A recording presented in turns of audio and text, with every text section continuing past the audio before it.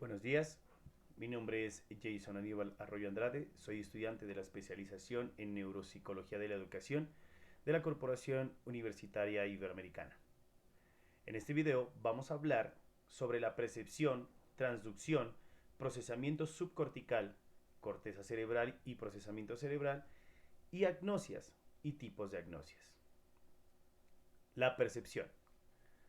La percepción es un proceso vital e importante cuando hablamos de supervivencia y adaptación al entorno en que vivimos, ya que nos permite percibir la información del medio que nos rodea y procesarla en nuestros cerebros para posteriormente dar respuestas adaptativas.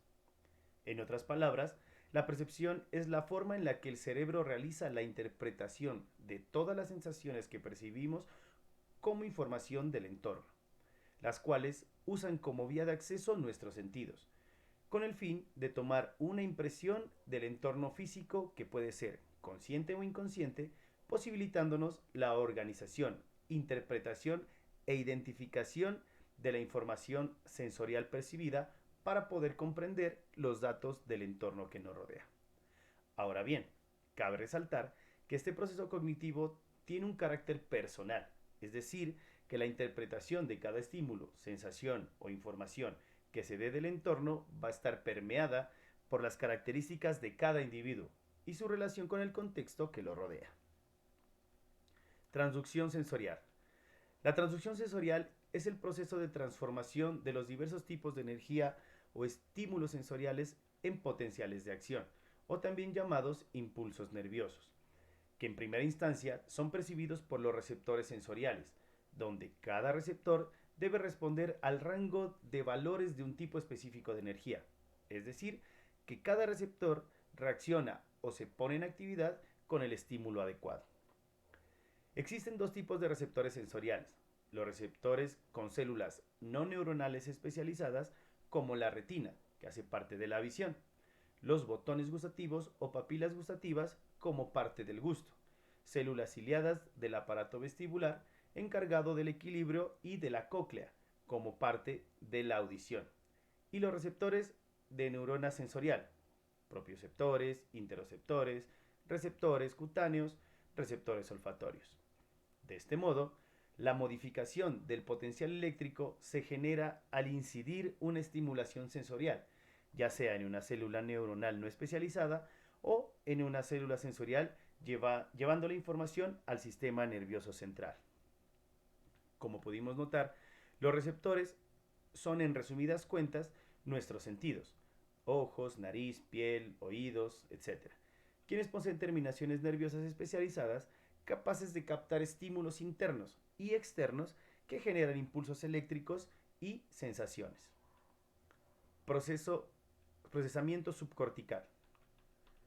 A partir de los cambios de potencial de acción generados por la activación de las neuronas sensoriales, se envía la información al sistema nervioso central a través de los nervios craneales y espinales, donde cada información, sea táctil, auditiva, etc., es llevada por diferentes caminos inherentes a cada neurona que interviene en el proceso. A este proceso se le llama proceso subcortical.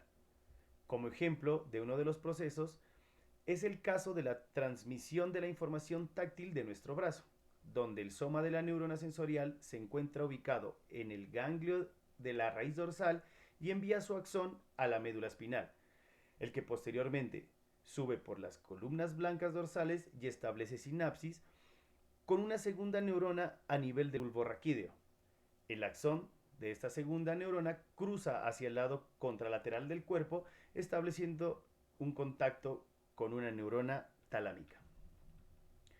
En conclusión, todos los sistemas sensoriales pasan primero por el tálamo antes de llegar a la corteza cerebral, menos el sistema olfatorio, el cual establece otras conexiones propias de los axones de sus células receptoras antes de llegar al tálamo. Al afirmar lo anterior, tenemos que aclarar que el tálamo no es una simple estación donde se releva la información sensorial, ya que la información que recibe el tálamo es extremadamente organizada, pues esta estructura tiene una serie de conexiones intratalámicas que filtran y modulan la información que se llevará a la corteza. corteza cerebral y procesamiento cerebral. Continuando con el recorrido de los estímulos, la recepción de los mismos y su transformación en potencial de acción, y los mecanismos para ser entregados al sistema nervioso, debemos entender que cada vez que la misma estimulación entre a través de nuestros sentidos, encenderá el mismo camino hasta llegar a la corteza cerebral. Ahora bien, la corteza cerebral es la parte más nueva y grande del cerebro que apareció tras el transcurso de la evolución. Es como la cáscara que envuelve nuestro cerebro y donde realmente podemos decidir y actuar, donde se procesa y se hace consciente la información, donde se desarrollan los procesos más complejos que puede realizar un ser vivo. Es donde realmente percibimos, donde se crean los pensamientos, donde imaginamos, donde cada sentido ocupa una parte específica en el cerebro y cada parte se divide en otras más pequeñas encargadas dentro de ese mismo sentido de funciones diferentes. El procesamiento cerebral de la información ocurre cuando ya los estímulos físicos, como los fotones de luz, el tacto, ondas de sonido, el calor, se transforman en señales químicas y son ya procesadas por el cerebro, permitiéndonos cumplir funciones en las que se involucren movimientos, sensaciones o trabajos cognitivos. Agnosias. Según Sigmund Freud, en 1891, refiere que las agnosias son trastornos perceptivos derivados de las lesiones cerebrales. En otras palabras, se puede hablar de la agnosia como una alteración caracterizada por la incapacidad para reconocer estímulos familiares y atribuirle significado. Las agnosias impiden la interpretación correcta del significado de los estímulos, pero no se deben a déficits sensoriales, sino que están causadas por lesiones de áreas asociativas del córtex cerebral, frecuentemente como consecuencia de accidentes vasculares. La lesión de otras áreas del encéfalo, como el tálamo, o de fibras conectivas como el cuerpo calloso y fascículos de asociación intracorticales, también pueden provocar agnosias.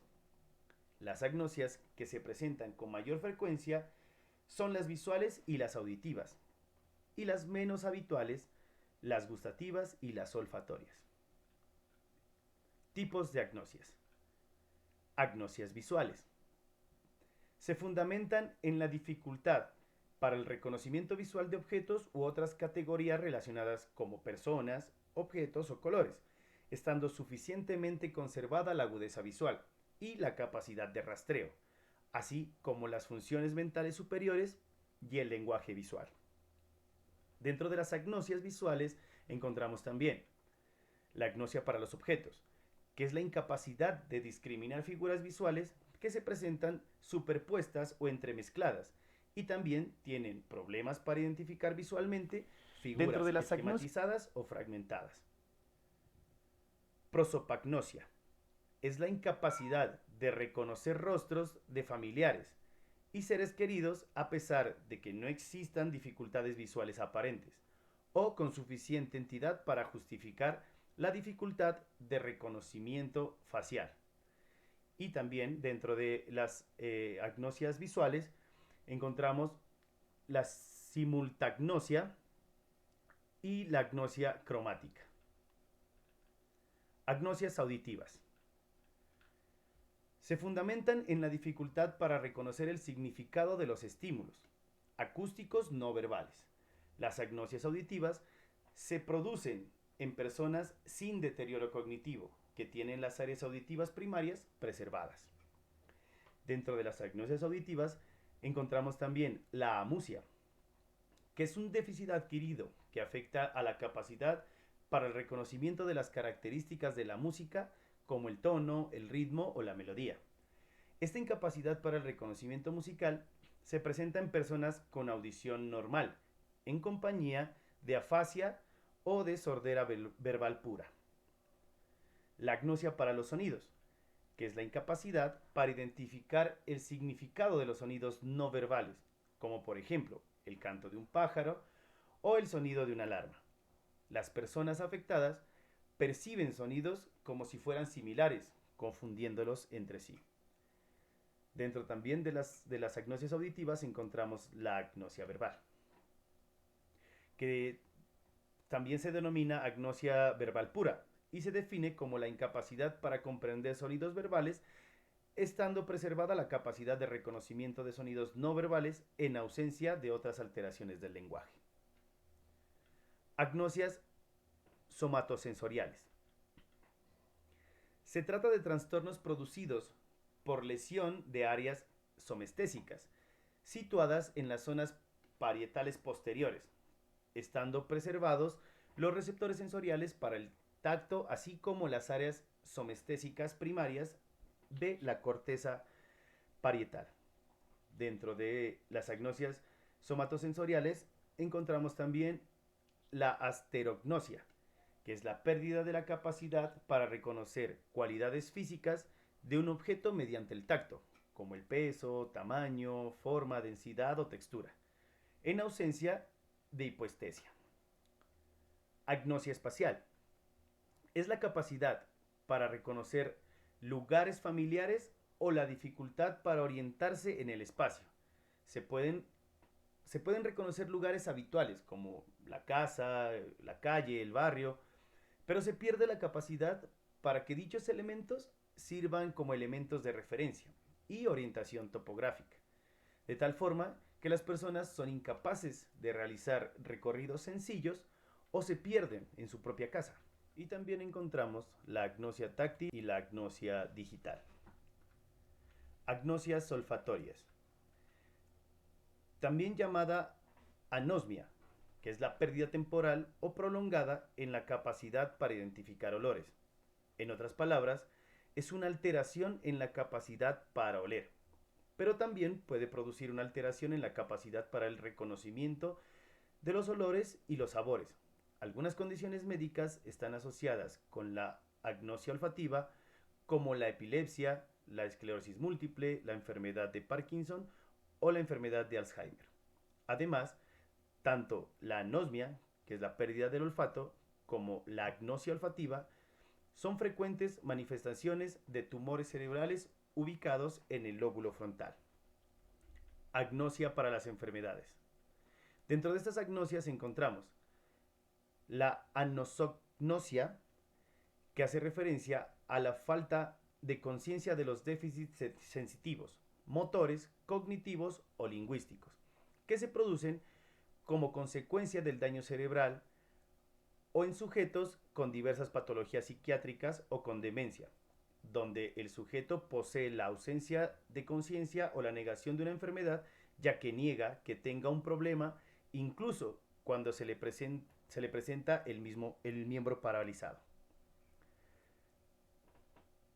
Anosodiaforia, que se caracteriza por la falta de suficiente conciencia de la enfermedad neurológica, aunque el paciente no llega a negar su existencia, ya que junto a la conciencia insuficiente del problema no existen trastornos físicos. Misoplegia consiste en la exacerbación del sentido de enfermedad neurológica y se caracteriza por respuestas de odio o rechazo hacia el miembro paralizado. También encontramos la asomatognosia, la somatoparafrenia y la analgoagnosia. Ahora, las referencias bibliográficas para ya terminar. Muchísimas gracias y hasta una próxima ocasión.